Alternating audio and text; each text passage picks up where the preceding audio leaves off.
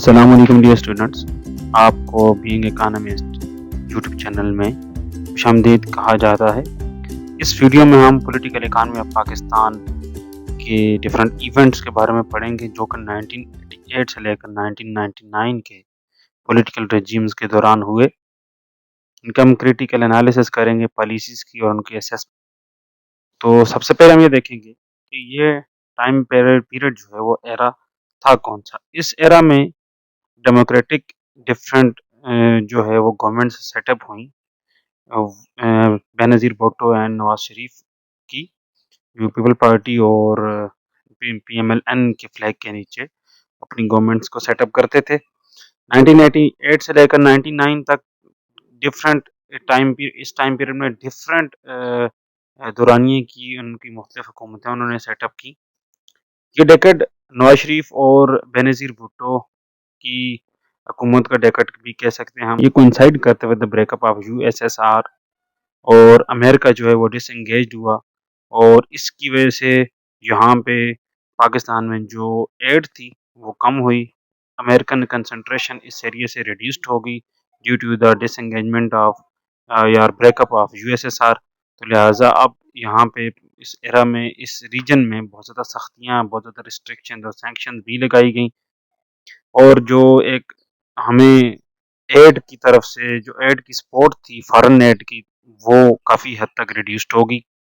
फिर ग्लोबलाइजेशन का पेस जो है वो बहुत ज़्यादा एक्सेलरेट हो रहा था इन द ग्लोबल वर्ल्ड, क्योंकि इंटरनेट भी प्रॉपर्ली एस्टेब्लिश हो चुका था। ये internet stormed the world of business and आम जो लाइफ है उसमें बड़ा उसने रोल प्ले किया और जो वर्ल्ड इंस्टीट्यूशंस थे उनमें ग्लोबलाइजेशन ग्रेटली पेनिट्रेट कर रही थी। एमएनसीज जो काफ़ी टाइम पहले से जो है सेटअप हो चुके थे, अब उनके फ्लरिश करने का, अब उनरानी का सही पीरियड आ पहुंचा था और अब जो पॉलिसी फॉर्मेशंस थी डेवलपिंग कंट्रीज़ की, उनमें बहुत ज़्यादा इंटरफेरेंस हो रही थी मल्टीनेशनल कंपनीज़ और ग्लोबलाइजेशन की फोर्सेस की, बिकॉज़ उनके वहाँ पे इंटरेस्ट थे। अब मल्टीनेशनल कंपनीज़ क्या होती हैं, पहले तो आपको ये अंडरस्टैंड करने की ज़रूरत है। ऐसी तमाम ऑर्गेनाइजेशंस और फर्म्स और कंपनीज़ जो कि एट अ टाइम साइमल्टेनियसली बहुत सारे ममालिक में अपने ऑपरेशंस को रन करती हैं, उनको हम मल्टीनेशनल कंपनीज़ कहते हैं। और जो मल्टीनेशनल कंपनीज़ हैं, इनका जो रूट है, वो वहीं से स्टार्ट हो रही है, जो हमने फर्स्ट इंडस्ट्रियल रिवॉल्यूशन की बात की थी। उसकी रूट जो हैं, वो कैपिटलिज़्म के अंदर पाई जाती हैं। उसकी रूट्स जो हैं, वो कोलोनियलिज़्म के साथ जुड़ी हुई हैं। तो वो जो बातें हमने पिछली वीडियोज़ में की हैं इस बारे में, कि वहाँ से ये जो मल्टीनेशनल कंपनीज़ हैं, इन्होंने अपनी जो इंडस्ट्रियलाइज़ेशन की बुनियाद पे, कैपिटलिज़्म की बुनियाद पे अपनी जो मैन्युफैक्चरिंग सेक्टर है, अपनी जो इंडस्ट्रियल सेक्टर है, उसमें अपना एक नाम बनाया, अपना सिक्का जमाया और अब जो वो डिफरेंट बिज़नेस हैं अक्रॉस द नेशंस, उनको कंट्रोल कर रहे हैं और उनको रन कर रहे हैं और उनको लीड कर रहे हैं। एट अ टाइम बहुत सारे कंट्रीज़ में वो अपने ऑपरेशंस को ऑपरेट कर रहे हैं और वहाँ पे जो भी डिमांड जनरेट हो रही है, उसको अपनी प्रोडक्ट से फुलफ़िल करने की कोशिश करते हैं और वहाँ पे ऑब्वियस सी बात है, वो डेवलपिंग कंट्रीज़ या अंडर डेवलप्ड कंट्रीज़ अपनी सेल्फ प्रोडक्शन तो नहीं कर सकते और ना उनकी प्रोडक्ट्स की इतनी क्वालिटी है कि वो उसको कम्पीट कर सकें इन मल्टीनेशनल कंपनीज़ की प्रोडक्ट्स को। लिहाज़ा वहाँ पे जो डिमांड जनरेट हो रही है, वो सारी की सारी अगर नहीं है तो ऑलमोस्ट सारी जो है वो ये मल्टीनेशनल कंपनीज़ ले जाती हैं और वहाँ पे जो भी इनकम जनरेट होती है, वो जो भी मनी सर्कुलेट हो रही होती है, वो अल्टीमेटली लाई करती है in the pockets of that multinational companies. तो अब ये मल्टीनेशनल कंपनीज़ जो है, इन जितनी भी पॉलिसीज़ बनती हैं, ट्रेड, फिस्कल और मॉनेटरी पॉलिसी या अदर जो रिलेटेड पॉलिसीज़ ऑफ गवर्नमेंट हैं इन डेवलपिंग कंट्रीज़ में, तो उन पे बड़ा इन्फ्लुएंस रखती हैं, उनको बड़ा जो है वो इफ़ेक्ट करती हैं, उन पे बड़ा फ़ोकस रखती हैं और वहाँ पे उन्होंने अपने प्रेशर ग्रुप्स क्रिएट किए हुए हैं, अपने वहाँ पे इंटरेस्ट को सेवर करने के लिए डिफरेंट गवर्नमेंट्स के हेड या एस्टेब्लिशमेंट में अपने जो प्लेयर्स हैं वो आइडेंटिफ़ाई किए हुए हैं और उन प्लेयर्स के थ्रू इन पॉलिसीज़ को इन्फ्लुएंस करने की और उन पे इन्फ्लुएंस होने की कोशिश करते हैं। फिर स्टेट का रोल जो है वो चेंज हो रहा है, स्टेट जो चेंज हो रहा है क्योंकि प्राइवेट सेक्टर की इन्वॉल्वमेंट भी हो रही है। प्राइवेट हमने लास्ट एरा में देखा जो मिलिट्री रिजीम था, हमने उसमें देखा कि प्राइवेट इन्वेस्टमेंट 50% तक इंक्रीज़ हुई थी। तो अभी जो स्टेट का रोल है वो काफ़ी ज़्यादा चेंज हो रहा है due to involvement of private sector emerge हो रहा है, सिविल सोसाइटी बढ़ रही है, सिविल सोसाइटी इनिशिएट हो रही है और अब जो पॉलिसी मेकिंग है उसमें उनका एक बड़ा इम्पोर्टेंट रोल जो है वो एनहांस हो रहा है। वो उन्होंने अपनी जो स्टेट को ये बताया कि हम जो है पॉलिसी रेगुलेशन में हम अपना रोल प्ले कर सकते हैं, बिकॉज़ कि प्राइवेट इन्वेस्टमेंट जो थी वो आपकी इकॉनमी को एक प्रॉपर पिलर के तौर पे सपोर्ट कर रही थी अभी। तो गवर्नमेंट प्राइवेट सेक्टर की इन्वॉल्वमेंट को इग्नोर कहीं नहीं कर सकती थी। तो अब जो स्टेट का रोल था वो काफ़ी हद तक चेंज हुआ।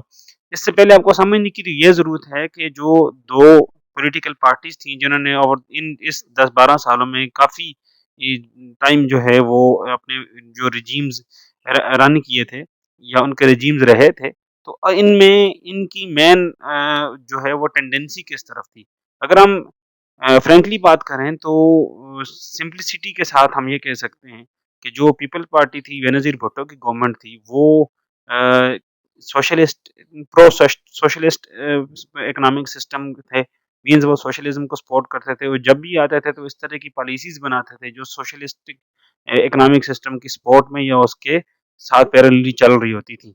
ऑन द अदर हैंड जो पीएमएलएन या नवाज़ शरीफ की गवर्नमेंट थी, उनकी जो टेंडेंसी थी वो कैपिटलिज्म की तरफ ज़्यादा थी। वो बिज़नेस सेक्टर थे, वो प्रो कैपिटलिस्ट थे। तो जब भी वो प्रो इंडस्ट्रियलाइज़ेशन थे, जब भी वो आते थे तो उनकी जो पॉलिसीज़ हैं वो पैरेलली चलती थी कैपिटलिज्म के साथ-साथ। क्योंकि कैपिटलिज्म के साथ वो मिलके तो वो अपनी जो टेंडेंसीज़ हैं, अपनी जो पॉलिसीज़ हैं, उनको इस तरीके से सेट करते थे कि वहाँ पे जो सेंट्रल रोल रोल है, वो इंडिविजुअल्स का होना चाहिए, जो कंट्रोल्ड है उस इकॉनमी की जितनी भी इकोनॉमिक डिसीजंस हैं, उनके मेन इकोनॉमिक डिसीजंस का वो ज़्यादातर इंडिविजुअल ओन्ड होना चाहिए। वो डिसाइड करें कि क्या बनाना है, कब बनाना है, कैसे बनाना है और किसके लिए बनाना है, means what to produce, how to produce, for whom to produce and हम उसको फिर डिस्ट्रीब्यूट कैसे करेंगे। और उसके बाद जो बात बच जाती है जो व्हेयर एज़ उसमें जो गवर्नमेंट का रोल है, वो गवर्नमेंट का रोल सिर्फ़ इंटरवीनिंग सार्ट होना चाहिए, मॉनिटरिंग का होना चाहिए। गवर्नमेंट एक्टिवली रोल प्ले ना करे बल्कि गवर्नमेंट को पैसिवली रह के मॉनिटर रह के, रेगुलेटर रह के मार्केट को रन करना चाहिए। और जो सोशलिज़्म थे, सोशलिज़्म वाले कहते हैं कि वहाँ पे टोटल जो डिसीज़न की रेन्स हैं, वो सारी की सारी गवर्नमेंट्स के हाथ में होनी चाहिए। गवर्नमेंट डिसाइड करे इन चीज़ों के बारे में कि क्या प्रोड्यूस करना है, किसके लिए प्रोड्यूस करना है, किसके लिए प्रोड्यूस करना है और फिर हम इसको प्रोड्यूस करके डिस्ट्रीब्यूट कैसे करेंगे।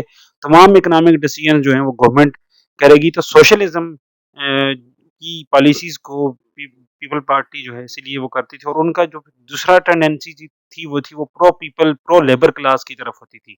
वो कोशिश करते थे कि आप इंडिविजुअल्स को जो है वो सेवर करें बिकॉज़ सबसे बड़ा क्रिटिसिज़्म कैपिटलिज़्म पे है ही है कि वो इंडिविजुअल्स की एक्सप्लॉइटेशन होती है उसपे। तो जब भी वो आते थे तो वो प्रो सोशलिज़्म पॉलिसीज़ की तरफ जाते थे सो दैट कि जो इंडिविजुअल्स हैं, जो लेबरर क्लास है, जो वर्किंग क्लास है, उसके इंटरेस्ट को किसी तरीके से सेवर किया जा सके। उनको हम कि क्योंकि पॉपुलेशन बहुत ज़्यादा थी, इंक्रीज़ हो रही थी डे बाय डे, तो यहाँ पे एज़ सच इंडस्ट्रियलाइज़ेशन तो थी नहीं, इंडस्ट्रियल बेस थे ही नहीं, सर्विसेज़ सेक्टर उस वक़्त इतना ख़ास स्ट्रेंथ नहीं था। तो लोगों की जो ज़्यादा वो होती थी लिविंग के लिए कोशिश होती थी, वो या एग्रीकल्चर सेक्टर में इन्वॉल्वमेंट होती थी, तो या फिर लो इंडस्ट्रियल सेक्टर में इन्वॉल्वमेंट होती थी, लो लेवल की इन्वॉल्वमेंट होती थी, जहाँ पे वो वर्कर के तौर पे काम करते थे। तो ज़्यादातर लोग जो हैं वो आपकी वर्किंग क्लास से बिलॉन्ग करते थे, तो उनके लिए पीपल पार्टी की कोशिश होती थी कि पॉलिसीज़ बनाई जा सकें। कि इस रोल के चेंजिंग रोल के साथ-साथ जो नेक्स्ट जो इम्पोर्टेंट रोल प्ले किया वो डेमोग्राफिक ट्रांज़िशन ने किया। डेमोग्राफिक ट्रांज़िशन का ये था कि आपकी पॉपुलेशन ग्रोथ रेट बहुत ज़्यादा इंक्रीज़ हो रही थी, डेथ रेट फॉल हो गई, लाइफ एक्सपेक्टेंसी बढ़ती जा रही है। आपकी जो यूथ की प्रोपोर्शन है आपकी पॉपुलेशन में वो with the passage of time increase होती जा रही है। और जब जितनी ज़्यादा डेमोग्राफिक चेंजेज़ आती गई, डेमोग्राफिक ट्रांज़िशंस हुई, तो उसने आपकी अर्बनाइज़ेशन के पेस को भी तेज़ किया। अर्बनाइज़ेशन एंड रूरल सेक्टर के दरमियान जो बैलेंस था वो भी काफ़ी हद तक शिफ्ट हुआ। इस तरीके से कि बहुत ज़्यादा न्यू टाउन्स एंड सिटीज़ बने और जो ऑलरेडी बने हुए थे वो एक्सपैंड हुए और इसके अलावा जो रूरल सेक्टर में से लोग थे वो उन्होंने कोशिश की कि वो अर्बन सेक्टर की तरफ माइग्रेट कर सकें। अर्बन सेक्टर में क्योंकि ज़्यादा जॉब्स थी, ज़्यादा जो उनके पास लिविंग ऑफ लाइफ के लिए फैसिलिटीज़ मौजूद थी, अपॉर्च्युनिटीज़ मौजूद थी, तो उन लोगों ने यहाँ पे जिसके पास भी थोड़ी बहुत भी वो अफोर्डेबिलिटी थी, तो वो उसने कोशिश की कि वो फर्स्ट हैंड पे फर्स्ट अपॉर्च्युनिटी में जाके अर्बन सेक्टर में सेटल हो जाए, ताकि वहाँ पे वो अपने लिए गुज़र-बसर का बेहतरीन इंतज़ाम कर सकें। फिर साथ में जो फ़ोकस था वो फ़ोकस आपकी जब भी गवर्नमेंट आती थी तो वो उनका फ़ोकस लोगों पे की तरफ था, लोगों को जॉब्स भी दे रहे थे तो जब जितनी ज़्यादा जॉब्स मिलती जा रही थी, उनकी कोशिश होती थी कि वो किसी भी एस्टेब्लिश्ड एरिया में जाके रह सकें, वहाँ पे जो बेसिक नीड्स ऑफ लाइफ है उन तक एक्सेसिबिलिटी हो उनकी, वो उनको ईज़िली अफ़ोर्ड कर सकें। तो ज़्यादातर जो भी लोग थे उनकी कोशिश होती थी कि वो अर्बन सेक्टर की तरफ जाएँ, तो इस बहुत सारी और भी रीज़न्स के साथ-साथ इन रीज़न्स ने अर्बनाइज़ेशन का एक बल्ज क्रिएट कर दिया, माइग्रेशन होना शुरू होगी from rural to urban sector. फिर जो वेजेस थे वो कम थी क्योंकि वहाँ पे जो पहले तो इनफॉर्मल एम्प्लॉयमेंट थी, एम्प्लॉयमेंट की कोई फॉर्मल अपॉर्च्युनिटीज़ नहीं थी, अगर थी भी तो उनकी वेज रेट बहुत कम थी। जो रूरल सेक्टर में ये सिनेरियो था कि वेजेस बहुत कम थी, वहाँ पे एम्प्लॉयमेंट की अपॉर्च्युनिटीज़ नहीं थी, अगर जो थी भी तो ज़्यादातर इनफॉर्मल सेक्टर में थी। तो जो फॉर्मली इतनी ज़्यादा नहीं थी, जब इतनी ज़्यादा जो एम्प्लॉयमेंट की अपॉर्च्युनिटीज़ नहीं थी, तो वेज रेट भी कम था। तो उसके मुकाबले में जो अर्बन सेक्टर था, वहाँ पे बहुत ज़्यादा अपॉर्च्युनिटीज़ थी, वहाँ पे बहुत ज़्यादा फैसिलिटीज़ अवेलेबल थी, वो वहाँ पे वर्किंग की, तो इसलिए अब वहाँ पे जो वेज रेट था, वो ज़्यादा था और वहाँ पे ऑलरेडी वर्किंग क्लास भी जो है वो कम थी, उसके मुकाबले में जो रूरल सेक्टर के मुकाबले में। लिहाज़ा अब वो माइग्रेशन शिफ्ट होगी शुरू होगी वो डुअल इकॉनमी वाला मॉडल की तरह के आपके एक सेक्टर में जिसमें वेज ज़्यादा थी, लोगों को वो वेज जो अट्रैक्ट कर रही थी, ज़्यादा से ज़्यादा लोग अपने आप को डेवलप करके, अपने स्किल्स को एनहांस करके, अपने एक्सपीरियंस को गेन करके वो लोग आते थे अर्बन सेक्टर की तरफ, यहाँ पे आके जॉब्स लेना शुरू हुई। तब तक ये माइग्रेशन चलती रही जब तक जो है वो दोनों सेक्टर्स में वेजेस जो है इन इक्वल नहीं होंगे, बल्कि इवन ऐसा भी हुआ कि बहुत सारे ऐसे एरियाज़ हैं जहाँ पे अर्बन सेक्टर में ज़्यादा लोग शिफ्ट हो गए, रूरल सेक्टर में लोग कम रह गए। फिर उसके बाद रिवर्स माइग्रेशन का प्रोसेस फिर शुरू हुआ वो कुछ एरियाज़ में इस टाइम पीरियड के बाद वाले एरा में भी और इसमें भी।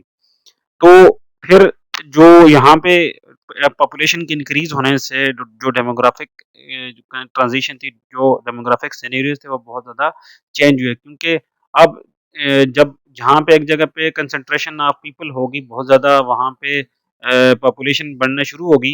जब वहाँ पे पॉपुलेशन बढ़ना शुरू होगी तो वहाँ पे फिर बहुत सारे और सोशल और इकोनॉमिक और फाइनेंशियल और कल्चरल इश्यूज़ ने भी जन्म लिया। फिर उन्होंने भी बहुत इम्पोर्टेंट रोल प्ले किया इस डेमोक्रेटिक रिजीम्स की लॉन्गिंग में या उनको ख़त्म होने में। फिर राइजिंग डेमोक्रेटिक एस्पायरेशन के अब यहाँ पे जो जो भी शहरी थे उन लोगों के वो कोशिश ये कर रहे थे, उनकी कोशिश ये थी, ये डिमांड ये थी कि यहाँ पे एक ऐसी गवर्नमेंट का सेटअप हो जो कि लोगों के लिए है, लोगों तक उसकी एक्सेस बआसानी हो और लोग उस तक बआसानी एक्सेस कर सकें। ट्रांसपेरेंसी होनी चाहिए पब्लिक डीलिंग में और अकाउंटेबिलिटी होनी चाहिए और दे वर द रिस्पांसिबल एग्जेक्टिव्स। तो इन 2 गवर्नमेंट के दरमियान एक सीसॉ चलता रहा है इस 10-12 सालों में। 2-3 साल एक को मिले, फिर इश्यूज़ क्रिएट हुए, फिर उनकी गवर्नमेंट खत्म हुई, फिर दूसरे को मिले, फिर उसकी इश्यूज़ क्रिएट हुए, फिर गवर्नमेंट खत्म हुई। क्योंकि लोग भी ज़्यादा अवेयरनेस भी हो रही थी, एजुकेशन की इंस्टीट्यूशन भी फैल रही थी, लोगों के पास जो है अब इनकम की अपॉर्च्युनिटीज़ भी ज़्यादा थी। अब उनका फ़ोकस जो है वो लिविंग से अपनी बुनियादी ज़रूरतों से हट के अब बाकी चीज़ों की तरफ भी रुझान आना शुरू हुआ। तो लोगों के दिल में अवेयरनेस आना शुरू हुई, they want to express their self. तो अब इन चीज़ों ने आपकी लोगों को एक अवेयर कर दिया, लोगों की अंदर जो एक इस चीज़ की तड़प पैदा कर दी कि उनके जो जो रूलर्स हैं, उनके जो हुक्मरान हैं, वो इस तरीके की हों, उनका जो सेटअप है वो इस तरीके का हो कि जहाँ पे वो ओपनली एक्सेसिबल हो, ट्रांसपेरेंट हो, अकाउंटेबल हो, रिस्पॉन्सिबल हों और वो क्लियर हों चीज़ों के दरमियान एक एक पॉलिसी इस तरीके की बनी होनी चाहिए कि जो प्रो पीपल होनी चाहिए, जो आपकी इकोनॉमिक ग्रोथ को एनहांस कर सके। पॉलिसीज़ क्या रहीं इस डेमोक्रेटिक रीजन में? ये जो 2 पॉलिटिकल पार्टीज़ थी, इनकी जो भी रिजीम्स इनको मिले, इन्होंने यहाँ पे कौन-कौन सी पॉलिसीज़ जो हैं वो अडॉप्ट की, हम इनको एक जनरलाइज़्ड वे में डिस्कस करने की कोशिश करते हैं। पहली जो पॉलिसी थी वो डीरेगुलेशन ऑफ द इकोनॉमी की कंटिन्यू ही रही, जो पिछली गवर्नमेंट ने भी की थी। साथ में लिबरलाइज़ेशन ऑफ द इकोनॉमी भी चल रही थी। डीनेशनलाइज़ेशन का प्रोसेस भी चलता था जब पीएमएलएन की गवर्नमेंट आती थी और या नेशनलाइज़ेशन का प्रोसेस चलता था जब जो पीपल पार्टी की गवर्नमेंट आती थी। प्राइवेटाइज़ेशन भी चल रही थी, प्राइवेटाइज़ेशन का प्रोसेस भी चलता था जब पीएमएलएन की गवर्नमेंट आती थी, जो भी स्टेट ओन्ड एंटरप्राइजेज़ थे उनके लिए। तो फिर इन्वेस्टमेंट रिफॉर्म्स आए। इन्वेस्टमेंट रिफॉर्म्स इस तरीके से आया कि गवर्नमेंट की जो डिफरेंट रिक्वायरमेंट्स थी, जो गवर्नमेंट के तरफ से एक जो है वो सेट क्राइटेरियाज़ थे, वो with the passage of time eliminate होते गए। उसमें आसानी पैदा होती गई, जो रिस्ट्रिक्शंस थी, जो रिजिडिटी थी वो रिमूव होती गई। अब इसने जो एक रास्ता खोल दिया, खिड़की खोल दी, जो भी इन्वेस्टर्स थे, जो भी बिज़नेसमैन थे उनके लिए डायरेक्ट इन्वेस्टमेंट करना यहाँ पे या पोर्टफोलियो इन्वेस्टमेंट करना अब्रॉड से भी और बाकी जहाँ पे भी, चाहे वो आपके पाकिस्तानी नेशनल कहीं पे रहते हैं या किसी और नेशन से बिलॉन्ग करते हैं, तो उनके लिए यहाँ पे फॉरेन डायरेक्ट इन्वेस्टमेंट का एक न्यू वेंचर जो है वो एक न्यू अपॉर्चुनिटी क्रिएट कर दी। डॉलराइजेशन भी इन रिजीम में चलती रही कि फॉरेन करेंसी के आप अकाउंट खोल सकते थे, जिसकी वजह से बैलेंस ऑफ पेमेंट सिचुएशन काफ़ी इम्प्रूव्ड हुई वहाँ पे। आपकी फॉरेन करेंसी के अकाउंट्स यहाँ पे खोलने का मतलब कि आप अपनी करेंसी को आसानी डॉलर में कन्वर्ट कर सकते थे। अब आप डॉलर में आसानी चीज अपनी करेंसी को कन्वर्ट कर सकते हैं, तो इट मीन्स कि आप बाहर से चीज़ों को इम्पोर्ट भी आसानी कर सकते हैं और आप अपनी चीज़ों को आसानी बेच भी सकते थे। दूसरे लफ्ज़ों में हम कह सकते हैं कि आपकी यहाँ पे जितने भी इन्वेस्टर थे, चाहे वो बायर थे या सेलर थे, उनको ईज़ी एक्सेसिबिलिटी दी गई ग्लोबल मार्केट तक, फॉरेन मार्केट्स तक। जब वो उनको ईज़ी एक्सेसिबिलिटी मिलेगी तो फिर बैलेंस ऑफ पेमेंट सिचुएशन जो है वो इम्प्रूव होगी। देन इस दौर में जो इंफ्रास्ट्रक्चर डेवलपमेंट हुई वो भी बहुत ज़्यादा हुई, लाइक इनिशिएशन ऑफ मोटरवेज जो कि नवाज शरीफ ने किया। बेनज़ीर भुट्टो के दौर में पावर प्रोजेक्ट्स को लगाया गया, तो इंफ्रास्ट्रक्चर डेवलपमेंट भी बहुत ज़्यादा हुई, तो लोगों को जॉब्स एम्प्लॉयमेंट अपॉर्चुनिटीज़ वो भी बहुत ज़्यादा दी गई। तो पॉलिसीज़ जो हैं इस थर्ड डेमोक्रेटिक रिजीम की कुछ इस तरीके। Now what are the achievements in result of that policies of this democratic regime? तो अगर हम देखा जाए तो जो 1990s है, इसका जो ग्रोथ रेट है, वो उसकी एवरेज अगर हम निकालें तो वो अप्रॉक्सीमेटली 4.6% के करीब आती है। वो डेकेड जो है ओवरऑल अगर हम देखें तो बस सो उसकी परफॉर्मेंस थी, इतनी सच ना अच्छी थी ना बहुत ज़्यादा बुरी थी। हालांकि जो है वो बहुत ज़्यादा चैलेंजेस थे वहाँ पे, बहुत ज़्यादा डिफ़िकल्टीज़ राइज़ हो रही थी, मौजूद थी, लेकिन स्टिल ग्रोथ रेट एक सस्टेनेबल ग्रोथ रेट उन्होंने रखा और उसको अचीव किया। बहुत पॉलिसीज़ जो थी हमने लास्ट स्लाइड में डिस्कस कर ली। अब जो प्राइवेटाइजेशन डिविडेंड्स थे कि जो सेक्टर्स जो गवर्नमेंट ओन्ड इंस्टीट्यूट्स प्राइवेटाइज हुए थे, उससे जो प्राइवेटाइजेशन होने की वजह से उनकी परफॉर्मेंस, उनकी प्रोडक्टिविटी में बड़ा फ़र्क पड़ा था, उनकी सर्विसेज बेटर हुई थी, उनकी जो प्रोडक्शंस हैं वो इम्प्रूव्ड हुई थी। फिर प्राइवेटाइजेशन की वजह से जो टैक्सेशन है, टैक्स रेवेन्यू है, वो बहुत इम्प्रूव्ड हुआ था। डिविडेंड्स जो थे, जो यील्ड्स थी, जो रिटर्न्स थे, जो इंटरेस्ट था, जो रिटेन्ड अर्निंग्स थी, वो बहुत ज़्यादा इम्प्रूव हुई। क्योंकि जब चीज़ें प्राइवेटाइज़्ड होती हैं, प्राइवेट ओन्ड होती हैं, तो फिर उस पे गवर्नमेंट और तरीके से उसको डील करती है। उसकी जो ट्रीटमेंट है वो सेपरेटली की जाती है।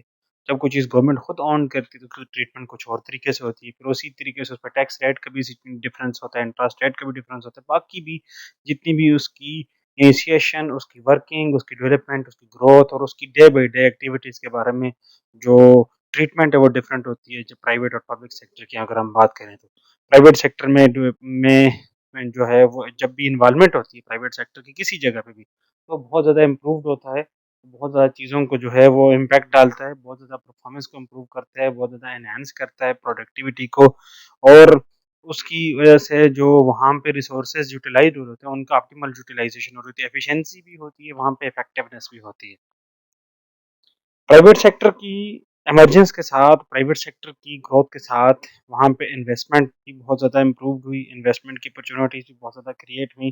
क्योंकि जब प्राइवेटाइज़ेशन हो रही थी, जब प्राइवेट सेक्टर की इन्वॉल्वमेंट हो रही थी, तो प्राइवेटाइज़ेशन से, डीनेशनलाइज़ेशन से प्राइवेट सेक्टर इन्वॉल्व हो रहा था। तो जब भी प्राइवेट सेक्टर इन्वॉल्व होता है, तो वो जो भी सेविंग्स होती हैं सोसाइटी की, जो भी इनफॉर्मल इन्वेस्टमेंट होती है, वो फॉर्मल इन्वेस्टमेंट में शिफ्ट हो जाती है, कन्वर्ट हो जाती है। फिर ट्रांसफर ऑफ टेक्नोलॉजी हुई, टेक्नोलॉजिकल इम्प्रूवमेंट्स हुई। जो भी प्राइवेट सेक्टर की इन्वॉल्वमेंट थी, वो अपनी इनिशिएशन के लिए, अपनी एस्टेब्लिशमेंट के लिए वो सहारा ले रहे थे न्यू मॉडर्न टेक्निक्स का, टेक्नोलॉजीज़ का, प्रोडक्शन का, सेक्टर्स का, एफर्ट्स का। तो जिसकी वजह से यहाँ पे ट्रांसफर ऑफ टेक्नोलॉजी भी हुई, ट्रांसफर ऑफ आइडियाज़ भी हुआ, ट्रांसफर ऑफ मेथोडोलॉजीज़ भी हुई, ट्रांसफर ऑफ मेथड्स भी हुए, और मैनेजमेंट की इम्प्रूवमेंट हुई, प्रोडक्टिविटी की इम्प्रूवमेंट हुई। जो यहाँ पे जो ग्लोबली प्रैक्टिसेस जो थी, जो बेस्ट प्रैक्टिसेस इम्प्लीमेंट हो रही थी ग्लोबल वर्ल्ड में, बाकी रेस्ट ऑफ द वर्ल्ड में वो यहाँ पे भी शिफ्ट हुए, यहाँ पे भी लगना शुरू हुई। यहाँ पे भी जो सेक्टर्स थे आपकी इकॉनमी के, मैन्युफैक्चरिंग सेक्टर था, इंडस्ट्रियल सेक्टर था, एग्रीकल्चरल सेक्टर था, सर्विसेज सेक्टर था। तो जो प्रैक्टिसेस उन सेक्टर में बाकी कंट्रीज में, डेवलप्ड कंट्रीज में थी या बेहतर परफॉर्मेंस जहाँ पे वो दे रहे थे, उसी तरह की प्रैक्टिसेस, उसी तरह की फिर परफॉर्मेंस जो है वो इन सेक्टर्स में भी आई, क्योंकि new ways, new methods, new techniques, new tools, new technologies, improve awareness लोगों के पास आई, जो प्राइवेट सेक्टर की इन्वॉल्वमेंट की वजह से पॉसिबल हुई। और यहाँ पे फिर जो आइडियाज थे, जो थॉट्स थी, यहाँ पे जो मैकेनिज्म था, जहाँ पे जो मैनेजमेंट थी, उसकी फाइनेंशियल मैनेजमेंट, उसकी ह्यूमन जो मैनेजमेंट थी, उसकी रिसोर्स मैनेजमेंट थी, वो बहुत ज़्यादा इम्प्रूव्ड हुई। जहाँ पे भी मैनेजमेंट इम्प्रूव्ड होगी, वहाँ पे फिर एफिशिएंसी और इफेक्टिवनेस आएगी। इंफ्रास्ट्रक्चर डेवलपमेंट हुई बेनजीर भुट्टो के दौर में, पावर जनरेशन के थ्रू आईपीपीज आई। आईपीपीज ने वहाँ पे जो पावर क्राइसिस थे, लोड शेडिंग की शक्ल में, डेफिशिएंसी ऑफ पावर रिसोर्सेज थे, एनर्जी रिसोर्सेज, उसको ओवरकम करने में बहुत ज़्यादा रोल प्ले किया। और ऑन द अदर हैंड जो नवाज शरीफ के रिजीम्स थे, उसमें यहाँ पे इंफ्रास्ट्रक्चर डेवलपमेंट हुई वो इस तरह की, जिन्होंने बिजनेस सेक्टर को बहुत ज़्यादा बूस्ट अप करने में हेल्प आउट किया, लाइक द ट्रांसपोर्टेशन रिसोर्सेज, जो ट्रांसपोर्टेशन स्ट्रक्चर था, मोटरवेज थी, रोड थी, जिन्होंने बिजनेस की ईज को, बिजनेस के होने को, बिजनेस की इम्प्लीमेंटेशन को, बिजनेस के प्रोसेसेस को हेल्प आउट किया, उसको इम्प्रूव किया, उसको आसान कर दिया। जब भी इंफ्रास्ट्रक्चर डेवलपमेंट्स होती हैं, तो इंफ्रास्ट्रक्चर डेवलपमेंट की वजह से उसका जो स्पिल ओवर इफेक्ट है वो बाकी सोसाइटी पे भी पड़ता है। बाकी सोसाइटी पे उसका इम्पैक्ट पड़ेगा, तो वहाँ पे जॉब्स क्रिएट होंगी, वहाँ पे जो इनफॉर्मली एम्प्लॉयड लोग थे या लो स्किल्ड वर्कर थे, उनके लिए जॉब्स की फिर सिचुएशंस काफ़ी हद तक इम्प्रूव होती है, जब तक वो प्रोजेक्ट चलते रहते हैं। अगर हम अब इसकी असेसमेंट करें इस एरा की, ये जो टाइम पीरियड है जिसको हम डिस्कस करें, इसमें 2 एराज़ जो हैं वो पीपल पार्टी के आते हैं, 2 एराज़ जो हैं पीएमएलएन के आते हैं। तो इसमें डॉलराइज़ेशन ने जो फॉरेन एक्सचेंज थी उसको इम्प्रूव किया, फॉरेन एक्सचेंज को पाकिस्तान के अंदर आने में हेल्प आउट किया। डॉलर्स जो हैं वो पाकिस्तान ने अपनी रिसोर्सेज़ से पैदा करने की कोशिश की। लिक्विडिटी पोजीशन जो है वो शॉर्ट टर्म में इम्प्रूव हुई। अब लिक्विडिटी से मुराद है कि आपके the ease with which an asset can be converted into cash. ऐसा सलाहियत आपकी कि आपने जो फिजिकल एसेट्स हैं उनको बआसानी कैश में कन्वर्ट कर सकें, उनको हम लिक्विडिटी कहते हैं। तो जो लिक्विडिटी पोजीशन है वो आपकी इकॉनमी में की स्ट्रांग हुई ड्यू टू द डॉलराइजेशन, कि आपके पास ज़्यादा डॉलर आ रहे हैं। जब आपके पास ज़्यादा डॉलर आ रहे हैं, इट मीन्स कि आप अपनी डोमेस्टिक गुड्स एंड सर्विसेज को, डोमेस्टिक करेंसी को बआसानी डॉलर की फॉर्म में कन्वर्ट कर सकते हैं। तो उसने लिक्विडिटी पोजीशन को इम्प्रूव किया। लेकिन लॉन्ग टर्म में स्टिल प्रॉब्लम्स थे, लॉन्ग टर्म में बहुत ज़्यादा इश्यूज थे, क्योंकि सैंक्शंस थी, टाइम टू टाइम वहाँ पे सैंक्शंस लगती गई, आपके पास रिस्ट्रिक्शंस हुई, आपकी ट्रेड डेफिसिट जो है वो बढ़ता गया। जैसे जैसे पॉलिसी जो है वो रीफ्रेम होती थी न्यू गवर्नमेंट, न्यू रिजीम के आने से, तो वहाँ पे फिर आपको मसाइल का सामना करना पड़ा है। क्यों? इस दौर का हम जब एक फाइनल कंक्लूजन भी ड्रा करेंगे तो हम ये देखेंगे कि इस दौर में सबसे मेजर हिंड्रेंस थी, जो सबसे बड़ा प्रॉब्लम था, ये थी कि आपकी discontinuity to the policy, inconsistent policies थी आपकी। अब की यहाँ पे असेसमेंट की जहाँ तक बात है, तो अगर हम देखें तो फॉरेन एक्सचेंज जो है वो ईजी था, लेकिन उसने पॉलिसी मेकर्स को कोई कंक्रीट मेजर्स लेने पे जो है मजबूर नहीं किया, क्योंकि ईजीली उनको रिसोर्सेज अवेलेबल हो रहे थे वक्ती तौर पे in shape of foreign exchange, foreign currency. लेकिन लॉन्ग टर्म में पॉलिसी मेकर ने कोई भी स्ट्रक्चरल रिलायबल स्ट्रक्चर पॉलिसी बनाने की कोशिश नहीं की, जिसने आपकी परफॉर्मेंस, पाकिस्तान आपकी इकानमी की परफॉर्मेंस को हिंडर किया, क्योंकि इम्बेलेंसेस आपकी इकानमी में क्रिएट हो रहे थे। जो जिन एरियाज, जिन लोगों की, जिन रिसोर्सेज की एक्सेस थी मार्केट तक, जहाँ पे वो इजीली अवेलेबल थे, ये इजीली कन्वर्ट हो सकते थे, वो तो एरियाज, वो तो वहाँ पे तो स्ट्रक्चर डेवलपमेंट हुई। लेकिन जो फार फ्लंग एरियाज या ऐसे लोग या ऐसी प्रोड्यूसर या ऐसी गुड्स जिनकी एक्सेस नहीं थी मार्केट तक, तो फिर वहाँ पे इम्बेलेंसेस क्रिएट हुए। वहाँ पे फिर पॉलिसीज क्योंकि कंक्रीट नहीं थी, पॉलिसीज क्योंकि ग्राउंड रियलिटीज बेस्ड नहीं थे, फिर मसाइल ऐसे वहाँ पे चलते रहे। By treating foreign exchange accounts as foreign exchange reserves, Pakistan economy became hostage to these accounts।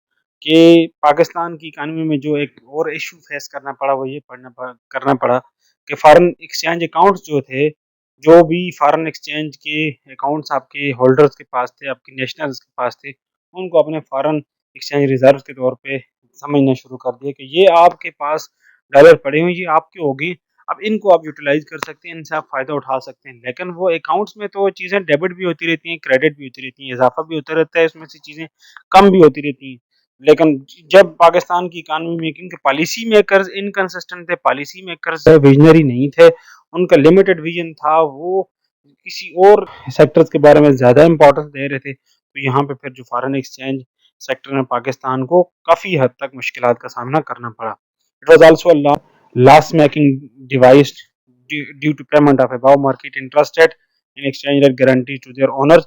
अब यहाँ पे फिर एक और बहुत बड़ा इशू फेस करना पड़ा। आप जो पेमेंट्स कर रहे थे, आप जो इंटरेस्ट ले रहे थे, आप वो मार्केट रेट से ज़्यादा का ले रहे थे। आप जो लोन्स ले रहे थे, आप जहाँ पे आपको डिफिशिएंसी थी बजट की डेफिसिट की शक्ल में या ट्रेड डेफिसिट की शक्ल में, तो फिर आप वहाँ पे या आप इंफ्रास्ट्रक्चर डेवलपमेंट के लिए डेवलपमेंटल लोन ले रहे थे, तो आप जो भी लोन ले रहे थे, आप जो पेमेंट्स कर रहे थे उनकी वो मार्केट रेट से के इंटरेस्ट रेट से ज़्यादा में कर रहे थे। और फिर एक्सचेंज रेट वोलेटाइल था, एक्सचेंज रेट आपका रिड्यूस्ड होता है 94 में जैसे जो है वो पाकिस्तान की गवर्नमेंट जो है वो डीवैल्यूएशन खुद करती है, अपनी करेंसी को खुद रिड्यूस करती है। डीवैल्यूएशन का मतलब ये है कि जब गवर्नमेंट खुद अपनी करेंसी की वैल्यू को ऑफिशियली रिड्यूस कर देती है in order to increase exports, हमने पिछली वीडियोस में भी इस पे बात की हुई है, तो फिर जो वहाँ पे आपको मसाइल बहुत ज़्यादा फेस करने पड़ते हैं, बिकॉज लॉन्ग टर्म में उसका नुकसान होता है। शॉर्ट टर्म में वक्ती तौर पे इकानमी को स्टेबिलिटी मिल जाती है, वक्ती तौर पर उसका बेनिफिट मिल जाता है, लेकिन लॉन्ग टर्म में वो हिंडर करती है परफॉर्मेंस को बाकी सेक्टर्स की भी। फिर पाकिस्तान जो है वो टैक्स एवेडर्स और ड्रग मनी और मनी लॉन्ड्रर्स के लिए जो है वो एक सेफ हेवन बन गया, बिकॉज यहाँ पे माल प्रैक्टिसेस थी, यहाँ पे करप्शंस थी, यहाँ पे रेंट सीकिंग थी।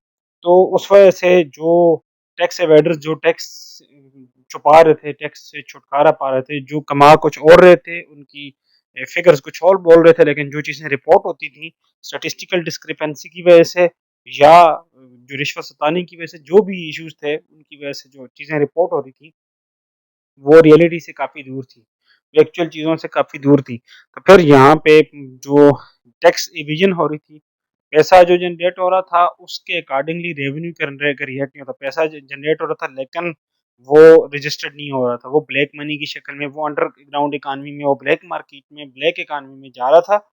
इसी तरीके से ड्रग मनी भी क्योंकि जो अफगान वार थी उसकी इन्वॉल्वमेंट ने, अगर हम जो है वो इम्पार्शियल होके एनालिसिस करने की कोशिश करें, तो एक बड़ा तोहफा दिया उनमें से, बहुत सारे बड़े तोहफों में से एक तोहफा जो दिया कि वो ड्रग्स की प्रोडक्शन और ड्रग्स की ट्रेड का पाकिस्तान की इकानमी में उसका बहुत बड़ा रोल प्ले हुआ।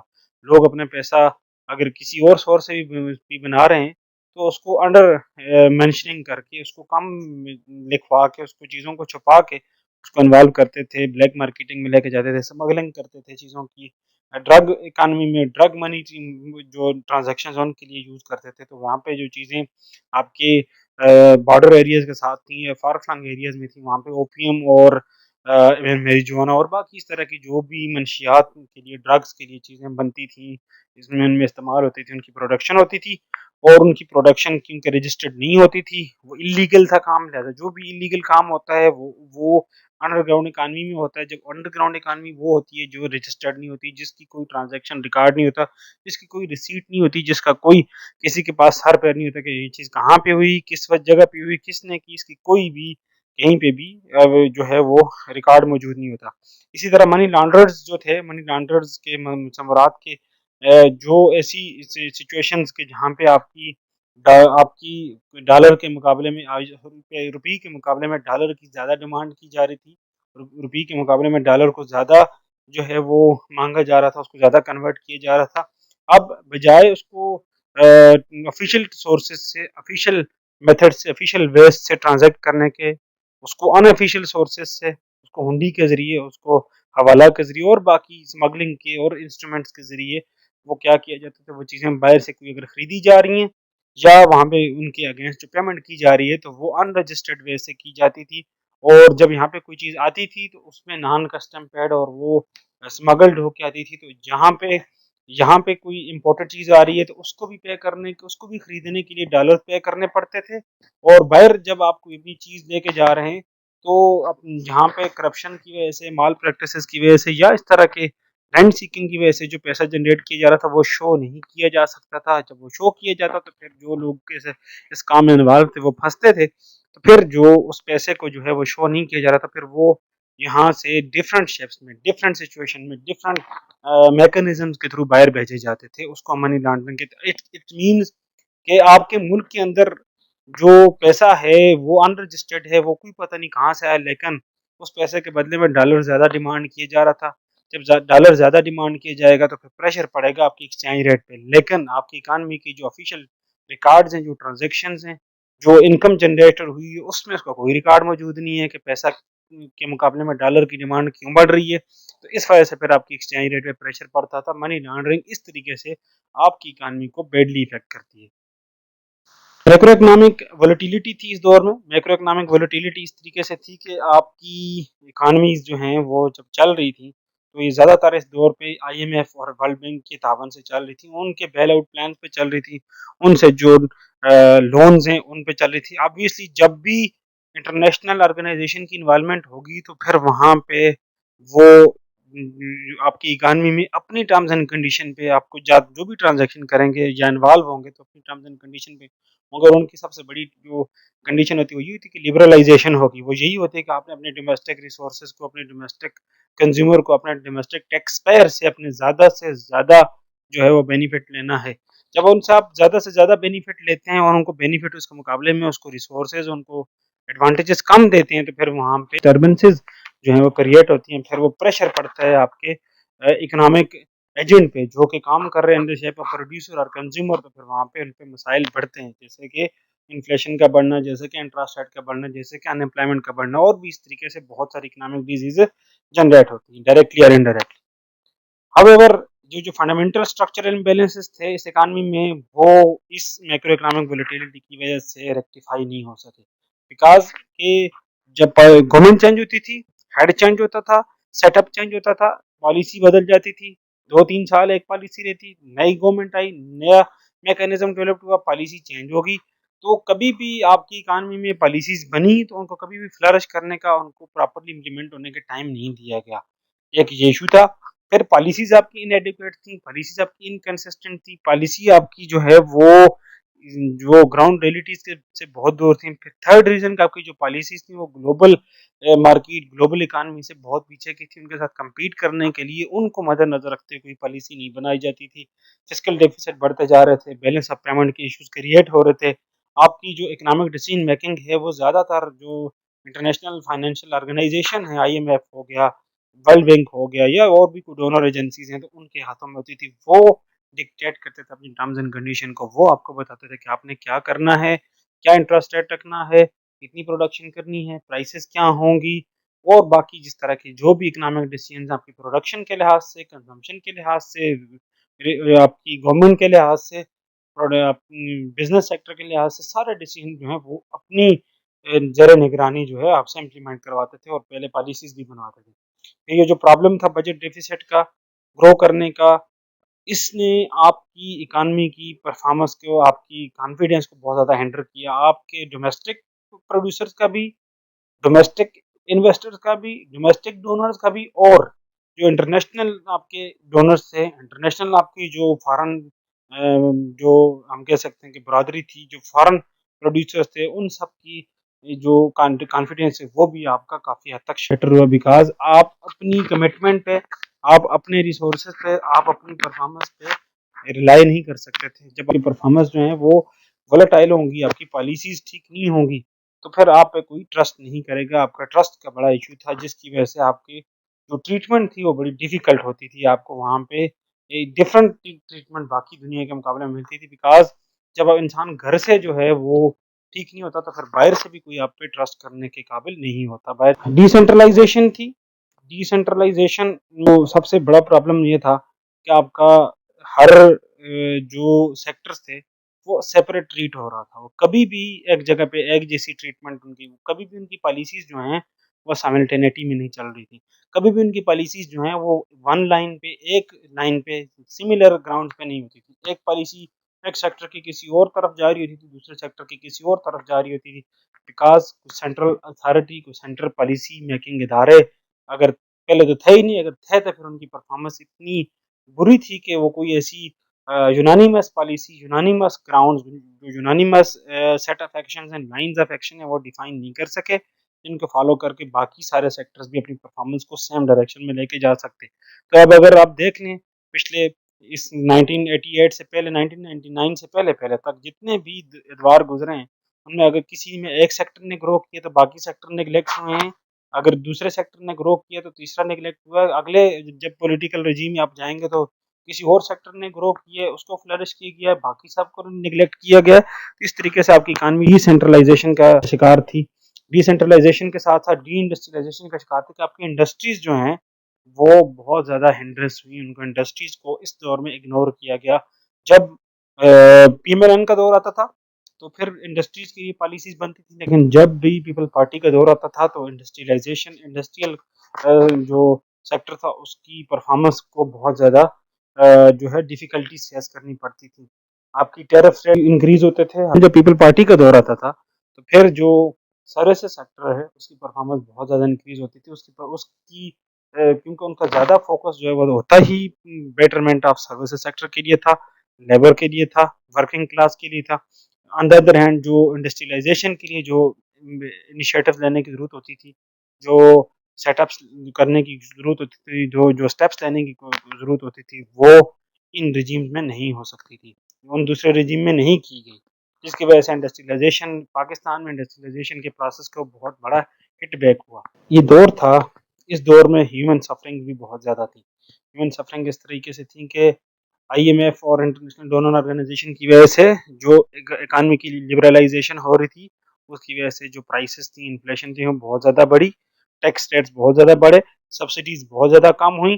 जो लो इनकम क्लास थी आपकी इकानमी की, उसने बहुत ज़्यादा सफ़र किया, उसके लिए जो सर्वाइवल था बहुत ज़्यादा डिफ़िकल्ट होता गया, उसका सर्वाइवल दिन ब दिन मुश्किल होता गया, बिकॉज़ आपकी जो पॉलिसीज़ थी, वो पॉलिसीज़ टॉप बड़े चंद एक फैमिलीज़ के हाथों में, चंद बड़े ख़ानदानों के हाथों में होती थी, वही फ्यूडल्स के वो लोग होते थे, वही इंडस्ट्रियलिस्ट होते थे, वही कैपिटलिस्ट होते थे, और बाकी जो जिनके इंटरेस्ट उनके साथ होते थे, फ़ायदा सारा जो है उनको मिलता था। इस तरीके से कि इनकम इनइक्वालिटी जो है वो उसका जो डिफरेंस है वो वास्ट होता जा रहा था, अमीर अमीर होता जा रहा था, गरीब गरीब होता जा रहा था। तो फिर वहाँ पे ह्यूमन सफरिंग्स बहुत ज़्यादा इंक्रीज हुई।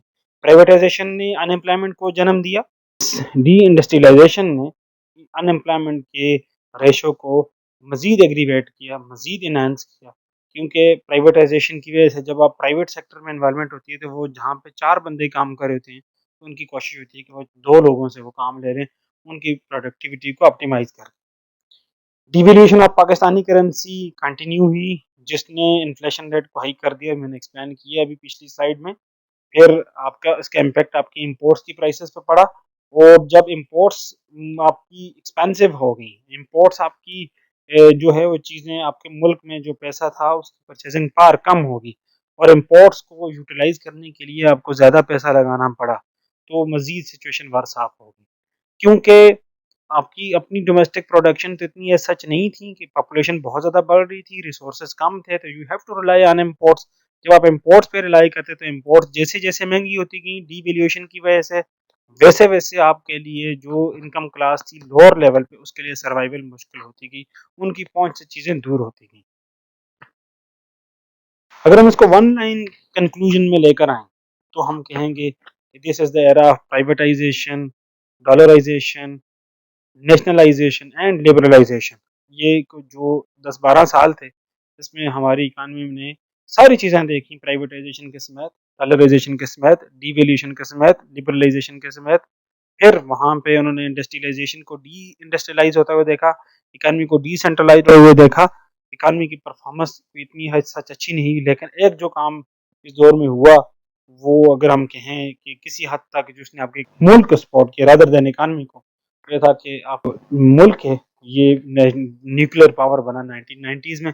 इसका जो प्रोसेस था शुरू तो ये 1970s के एरा में हो गया था, लेकिन उसको जो बाम अरूज मिला था, उसकी जो अख्ताम मंजिल तक पहुंचाया था, ये इस एरा में पहुंचा। इस एरा में डिफरेंट गवर्नमेंट्स ने डिफरेंट स्टेप्स उठाए, तो जिनकी वजह से जो आपको सॉवरेनिटी के इशू थे, जो आपको बाकी इस तरीके के मसाइल थे गवर्नमेंट की नज़र में, पॉलिसी मेकर्स की नज़र में, उनको ओवरकम करने के लिए, उनको एड्रेस करने के लिए आपने अपने रिसोर्सेज को डाइवर्ट किया, आपने अपने रिसोर्सेज को शिफ्ट किया फ्रॉम सोशल सेक्टर। अपना सोशल कैपिटल बनाने के बजाय आपने अपनी मिलिट्री कैपिटल बनाया, आपने अपने न्यूक्लियर बम बनाए, सो दैट कि आप अपने जो महाज हैं, आपको जहाँ पे थ्रेट्स फेस करने पड़ रहे हैं, उनको आप फेस कर सकें।